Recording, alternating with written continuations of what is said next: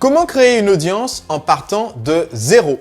Aujourd'hui, j'aimerais vous parler d'un principe hyper simple et hyper efficace qui vous permet de créer une vaste audience et ce, même si vous partez de zéro. Ce principe, c'est celui de savoir raconter votre histoire et celle du client simultanément. J'explique. Pour raconter votre histoire et celle du client simultanément, vous devez comprendre un principe clé. Du point de vue de votre client, ce qui va susciter l'achat, c'est d'abord une raison émotionnelle. Ce n'est pas la raison logique de votre produit fait 500 MHz à une bande passante de X gigaoctets. Non, c'est d'abord le fait qu'ils se reconnaissent dans le message que vous véhiculez avec votre produit ou service ou avec votre marque. Et pour cela, donc, je vais m'appuyer sur les conseils donnés par l'excellent auteur Robert McKee dans son livre Story, entre guillemets l'histoire donc, qui explique en fait comment écrire un bon scénario de film. Les principes enseignés dans ce livre sont tout à fait applicables pour un entrepreneur qui veut créer sa marque ou sa marque personnelle, qui veut se faire connaître et qui veut avoir une vaste audience à laquelle il pourra communiquer par la suite des produits ou des services.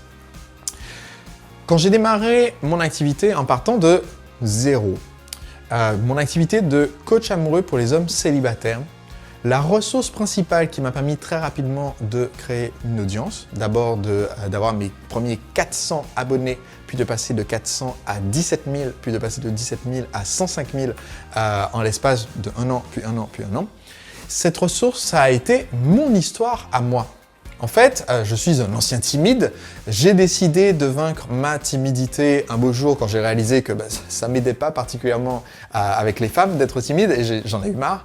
Et j'ai eu ce moment de décision, j'ai décidé d'arrêter d'être timide et de commencer à discuter avec toutes les jeunes femmes qui croiseraient mon chemin quasiment. Et donc, j'ai abordé plus de 1000 femmes en l'espace d'un an. Eh bien, ça, c'est la version courte de mon histoire. Mais ce n'est pas ce qui a grandi mon audience. Ce qui a grandi mon audience, c'est que je n'ai pas raconté mon histoire après coup, j'ai raconté mon histoire au fur et à mesure. J'ai démarré un blog dès le tout début où je racontais, voilà, je suis un mec timide, j'ai parlé peut-être à 10 femmes dans toute ma vie et sur les 10, il y en a 3 qui sont ma mère, mes 2 sœurs, donc voilà, il reste 7 femmes, voilà. Bref, j'étais un gars timide, reclus. Comment est-ce que j'allais sortir de ma bulle? Eh bien, j'ai commencé en fait à raconter toutes mes péripéties sur un blog qui n'existe plus, qui s'appelait Séduction by Night, basé sur mon nom donc. Et donc, sur ce blog, à mesure que je mettais des nouveaux articles, j'avais en fait progressivement de plus en plus de lecteurs. Donc, j'écrivais l'article sur le blog, ensuite je mettais le lien, j'allais sur un ou deux forums pour partager mon expérience, je partageais l'article sur des sites comme Dig et en France, j'ai oublié comment s'appelaient les équivalents français, Fuzz.fr je crois, qui permettent de partager ces articles. Et petit à petit, j'acquérais un lecteur à la fois, mais l'effet boule de neige a commencé à grandir au bout de quelques mois. Pourquoi? Parce que au lieu de simplement raconter « j'étais timide, je ne suis plus timide, voici la recette magique » et de devenir l'expert de rêve, ce qui serait une histoire hyper chiante, je suivais sans le savoir le modèle expliqué par Robert McKee dans son livre. Le modèle dit que ce qui est intéressant dans une histoire, ce sont les rebondissements. Autrement dit, ce qui est intéressant dans une histoire, c'est tous les moments où le héros n'arrive pas à obtenir ce qu'il veut. Donc, comment est-ce qu'on fait pour développer notre audience à partir de zéro?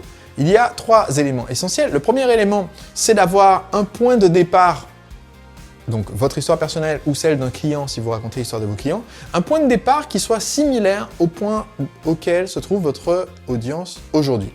Si je communique autour du mouvement des entrepreneurs libres, par exemple, eh bien, beaucoup de gens dans mon audience en sont au stade du projet. Ils sont encore chômeurs ou encore salariés, ils veulent quitter ça pour lancer un nouveau projet, ils ne savent pas encore exactement quel projet. Ou alors ils viennent de commencer à travailler dessus et lancer l'entreprise, mais ce n'est pas encore très solide. Et donc leur trajet va de porteur de projet à entrepreneur en herbe, entrepreneur passionné, entrepreneur confirmé et ensuite entrepreneur libre. Donc voilà, je connais le parcours, mais c'est très important pour moi de fixer le point de départ et donc de régulièrement raconter mon point de départ. Je parle souvent en fait de l'histoire de comment j'ai démarré mon activité à partir de zéro. Soit je raconte l'histoire de ma startup en Irlande qui s'est complètement plantée, soit je raconte l'histoire de mon entreprise de coaching amoureux pour les célibataires, comme je viens de le faire, soit je raconte l'histoire de mon école de danse, soit je raconte l'histoire de mon centre de formation business to business, le mouvement des entrepreneurs libres, mais je raconte à partir du début, c'est-à-dire je partais de presque rien et je voulais lancer mon projet. Donc ça, c'est le premier point. Le deuxième point, évidemment, c'est d'être clair sur la destination. C'est-à-dire quel est l'objectif que veut votre client et quel est l'objectif que vous vouliez atteindre au départ. Donc, en fait, ce qu'il faut réaliser, c'est que si vous voulez développer votre audience et vous partez de zéro, peut-être que vous n'êtes pas encore aujourd'hui arrivé à la destination que votre audience veut aussi atteindre. Si le parcours c'est passer de fauché à millionnaire, par exemple, et que vous voulez faire ce parcours et vous voulez amener votre audience avec vous, eh bien, c'est plus important de partager l'objectif commun que ça ne l'est de l'avoir atteint.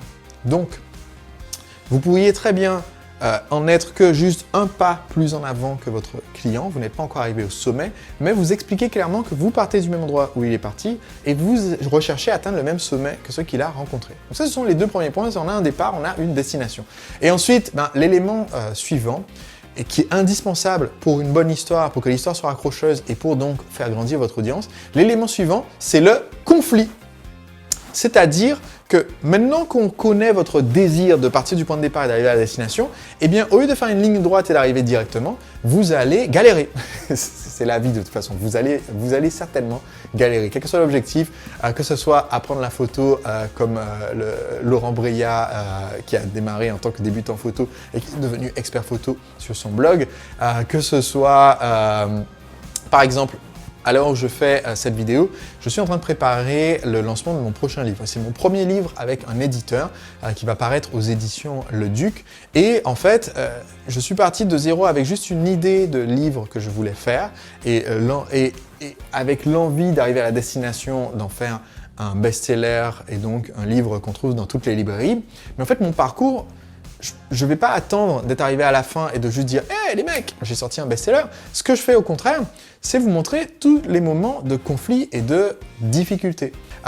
Si vous voulez captiver une audience et augmenter votre relation avec cette audience, eh bien, il faut en fait plus concentrer votre temps sur les conflits et comment vous avez surmonté ou pas ces difficultés que sur juste dire « J'ai atteint l'objectif et suivez-moi ». Si vous faites ça, ça va être très très facile en fait petit à petit de créer cet effet de bouche à oreille et de fidéliser votre audience.